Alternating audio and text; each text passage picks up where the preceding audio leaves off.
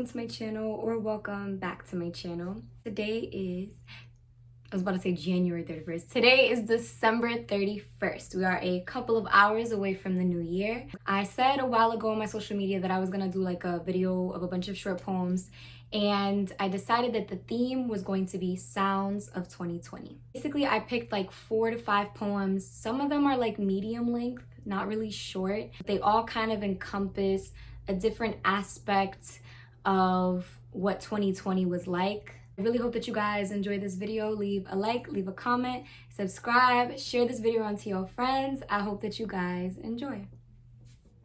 This first poem I'm going to be reading, I wrote this January 29th at 9:46 in the morning. This poem is going to touch on the themes of like grief, change, and uncertainty that we experienced this year. This poem is actually quite personal to me because I wrote this as almost like a word for word of a prayer that I did to God. That prayer was inspired by a lot of questions that I had at the beginning of 2019 and 2018, was filled with a lot of grief, and it was very painful. And I was just very overcome by this grief. But when I read this poem back, I realized that this was almost like the introductory questions of grief, of all of the grief that was going to come throughout the rest of the year. Here it goes. Lord, I have a plea. I have a concern. There's a streak that covers this time of year, and my question is simple. Help me see. Why does everything I love die in spring? Why do the things that are supposed to grow get cut off? Fall is supposed to be the time when leaves drop and things die to renew, but in spring is the season of growth, of all things new, of all things restored, of fragrance-full flowers and blue skies and cool breezes and rain. So much rain. Tell me, Lord, what can I do to mourn anymore? If all my grief cannot cover every loss, my tired eyes have run out of tears to cry, and my body aches at the thought of another death, but at least death is real to me, as it should be, because death is the only promise life gives, and you never know when it's coming.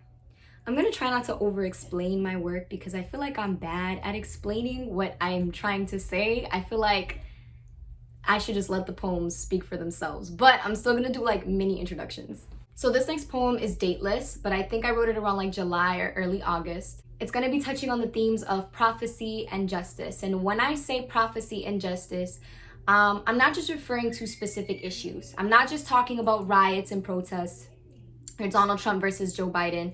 It's deeper than that. Or what I try to capture in this poem is the historical and the spiritual root of ongoing racial inequality, systematically, socially, in every respect, both of American society in reference to the United States of America, but also in Latin American society. In my opinion, I feel like you can't talk about the root of racial inequality in America unless you talk about the Americas, unless you talk about the continent as a whole, unless you start from the Caribbean, from that first colony made. And I feel like when you start there, you're able to get a bigger picture and a very greater perspective, because I feel like even though each country within this continent has a very, rich history and complicated history of racial inequality of its own, depending on the mix of its people, depending on what cultures they can serve, I feel like you have to start from that very itty-bitty beginning to get the full scope of racial inequality in the continent as a whole. And the title of this poem is If We Bury the Corpses with Their Chains. If we bury the corpses with their chains, we won't hear their screams for freedom. We can write in our books that they rallied with quietness and submission. We can write in our books that we were good, saving Christians, knowing only hell awaits us for our deeds.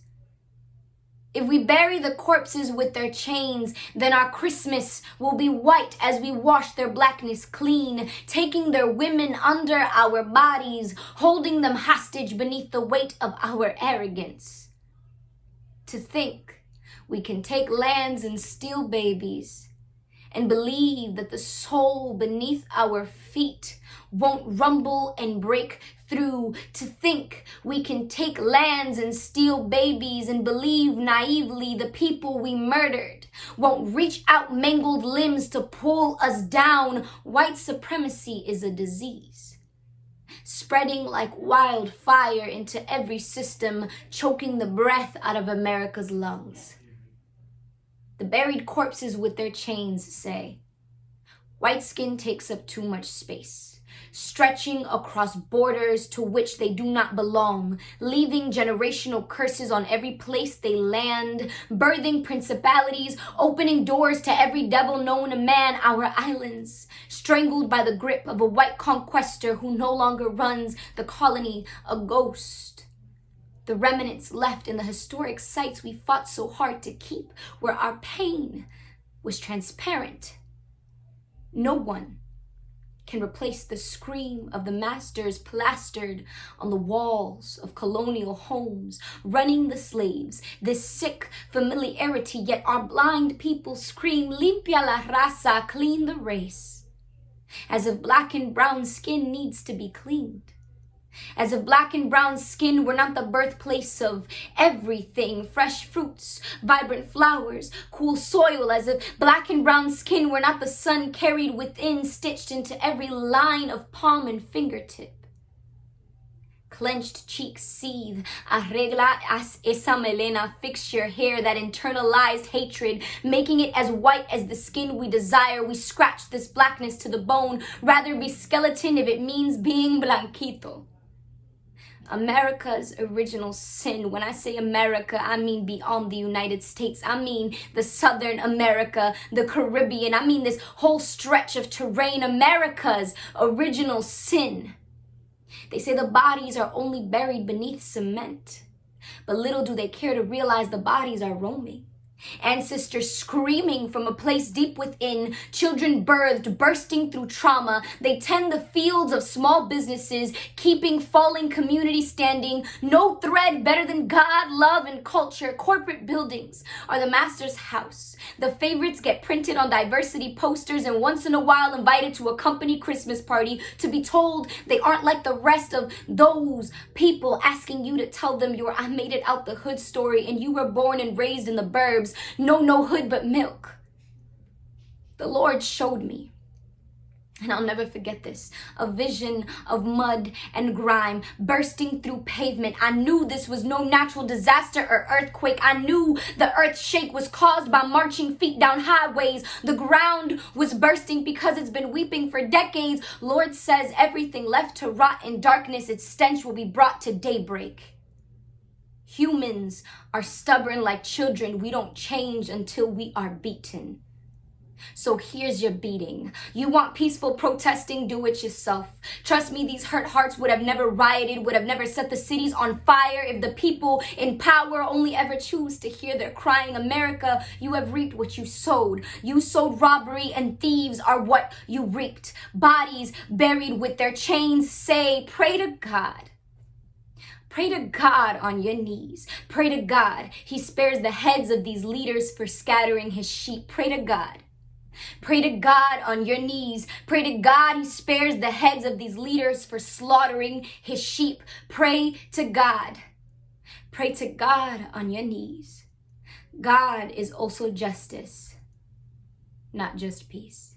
I wrote this next poem June 11th at 10 p.m. And this poem is going to be focusing in on the theme of the decline of mental health. This is titleless, but here we go. The shower head knows the shell of a thing I am, this broken, overflowing, drowning. Who knew water could be so drowning? God must look down, I don't know his expressions. I'd rather not think. I blink, tears away into water, holding this body, mumbling, you're okay. No comforter by these skinny arms, deflating, body caving. Beneath me, everything hazy. What a daze to live inside this mind that never seems to hush. This anxiety-ridden little thing, disturbance. The lungs try to catch breaths made of steam. This water scorches, the only thing allowed to scream. The mouth opens, but the voice doesn't come out. The walls can hear my pain and they gossip. No one can know this pity but me. I'm drowning, shouting. I tick, I lift up eyebrows and scratch my limbs twice on both sides because I need to scratch even. I touch the pencil with both hands because I need to touch even. Triggered, I'm triggered. Let me catch my breath for a moment. I'm dizzy.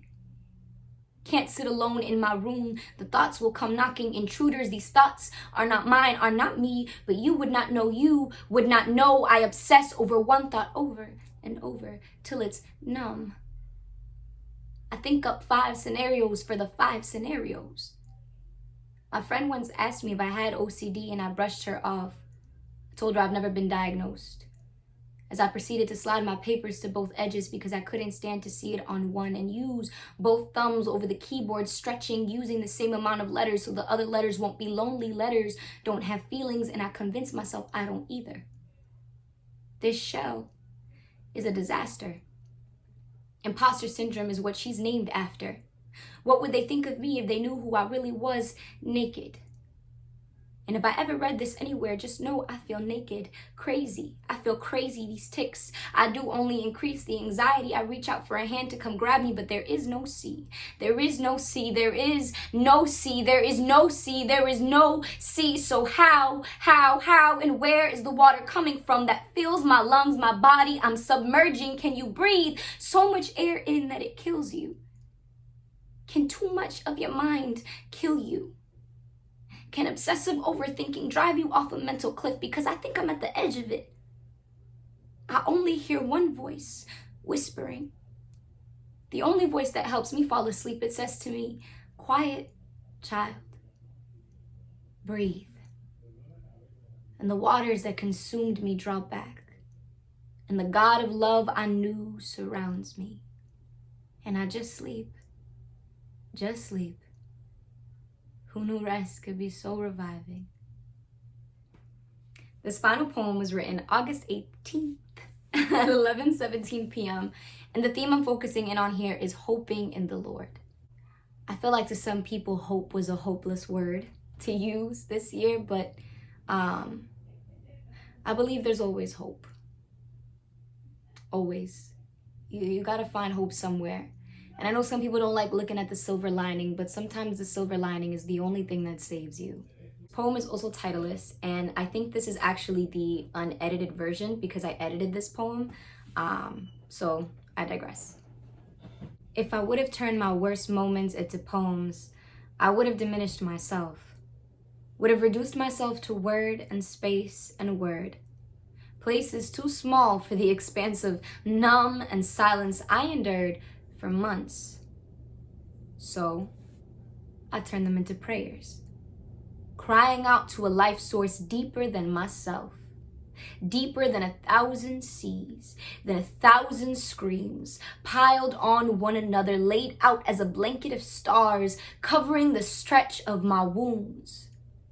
Heavenly Father, God over my pain, God over this shame, God over this fever that cripples me cold to the touch, Jesus. I'd whisper that name, Jesus, till freedom rang, till the tears rolled boulders down mountainsides, places I now climb and conquer. No, not poetry, not prose.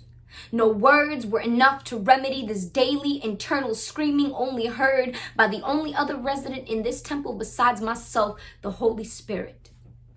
My friend, who heard the thoughts before they bloomed, the words before fruition, the God who held my hair back as I belched the trauma out of my body, the poison in my veins, liberation. There is a physician. Jehovah Rapha is his name. Behind the many pages laid gold and blood before you. No, a poem would have never been enough to save me.